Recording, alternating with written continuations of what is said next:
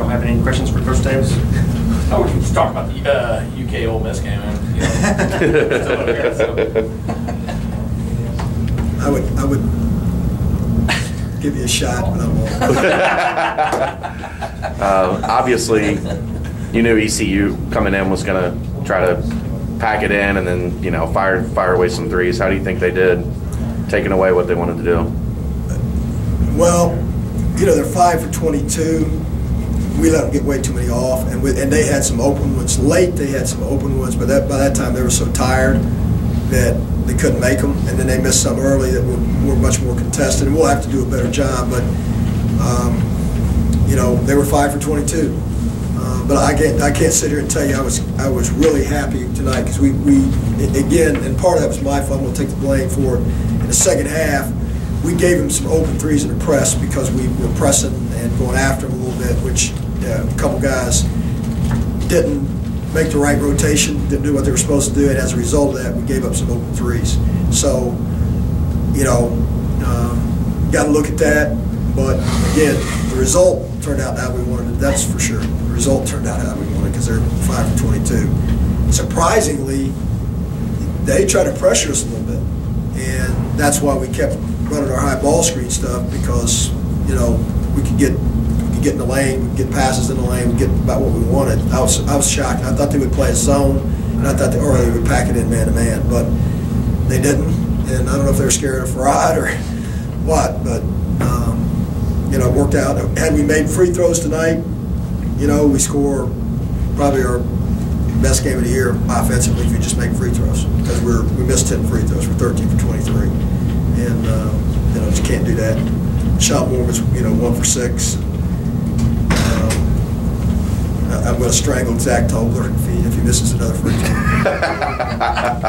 How important to get Kevin going? He said you talked to him before the game, and he went and spent some time on the gun. Yeah, down by himself. Kevin being a local guy, sometimes what happens, you got, you know, when you're not playing well, you got everybody asking you what's wrong.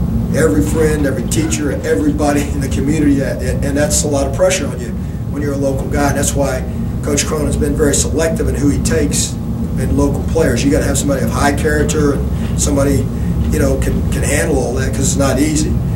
And we've just tried to tell Kevin, you know, that Mick and I met and talked about it, and we came up with, you know, what we thought the way we needed to approach Kevin. And Kevin, hey, look, you need to just worry about being a great defender, play as hard as you can, you know, play within the offense, and don't worry about missing and making shots. And when you play that way, shots take care of themselves. It's amazing how it happens to players. And when you get to worried about missing and making shots and how many shots you got or you take and all that, that's when you get yourself in trouble. And Kevin did a good job for the most part. I thought a couple times tonight he didn't, and we addressed it, and he went right back to playing within himself. And once he did, he had a good game tonight, very good game. The other day you were talking about, specifically about Gary and how he, during a timeout, he listened to what you guys were talking about, and then he went out and executed it. Tonight, before the end of the first half there, you guys were able to draw up a play and get the baseline alley-oop and everything. Do you see the team doing that more and more, being able to follow your instructions and going out and then executing it? Well, I mean, that, you know, we had worked on the last play that we ran at the end of the half. I mean, we'd worked on that a bunch, and we did it in walkthrough today. We worked on it a bunch, and that, you know, as a coach, when guys execute what you've tried to teach them, that's the best feeling in the world, and that's all you can ask them to do. It doesn't always work. Sometimes, you know, teams are smart, they figure it out, you know, whatever.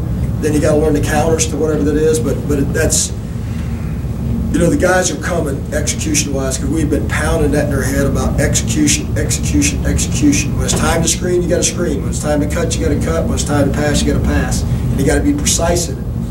And, you know, so far we're getting better at it.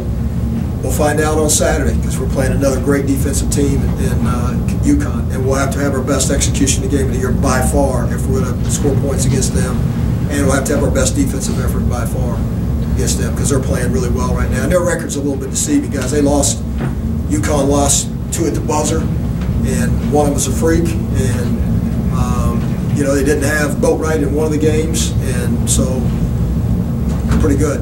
But, you know, East Carolina tonight, I was worried about this game just as you always do, because when your guys look at them on paper, you know, they don't probably, sometimes with a young team particularly, you got to be careful they don't give them the respect that they deserve. And they're a dangerous team because they can make threes. And that's the great equalizer in today's game. That's why you see mid-majors upset majors in the NCAA tournament. Usually it's a mid-major that can really make threes. Because, again, you make 15 threes, it's 45 points. It's hard to overcome with twos. About Gary tonight, 16 rebounds. I mean, this is a freshman stat line. He had 16 rebounds, 4 blocks, 3 assists. The fraud doesn't charge at the end. He has a double-double. He gets his last bucket. He's going to lay that one in. I mean, you know, you can't ask more out of a freshman. But he and Tay have been steady Eddie. I mean, every night out. And as a coach, that's really, you'd rather have a guy you can count on that can get you 10 points and 8 rebounds every night than a guy who gets you 24 one night and 2 the next, and you never know what you're going to get. Right now, with Tay and Gary, pretty much every night, you know what you're going to get. Some nights will have a little more, but almost every night you're going to count to 8 to 10 points from Gary. He's going to get you 8 to 10 rebounds. Probably going to block 2 shots, and the same thing out of Tay. Tay's going to probably be 12 to 14 points every night. Might get you 20 one night, but he's going to get that every night. He's going to get you 9 rebounds, and Tay's going to have 3 block shots.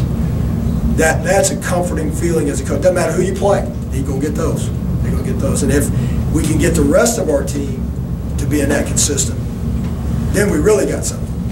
How hard is it for a freshman to be that consistent? I mean, because you're adjusting to the speed of the game, the change, and going against guys. You know, you're not playing guys that are 6'2", 185 pounds in the post anymore. It seems remarkable that he's been able to adjust at the rate that he has. Well, I think that speaks to Gary's character, to be honest with you. I mean, he is a tremendous kid, as you know. You've been around him, and he's just a tremendous kid, and he listens. He's a sponge when it comes to coaching. You know, whatever you tell him, he tries to do. And when you have talent and you listen and are coachable, you're going to end up being pretty good. I mean, that sounds facetious, but it's true.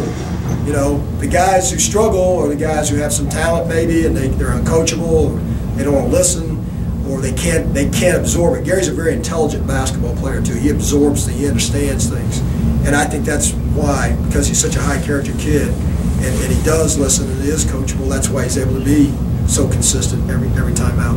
What was Shaq down at the beginning of the game? Shaq didn't start. It's coach's decision. I'm sorry? It's coach's decision. Yeah, just had to ask. Anything else?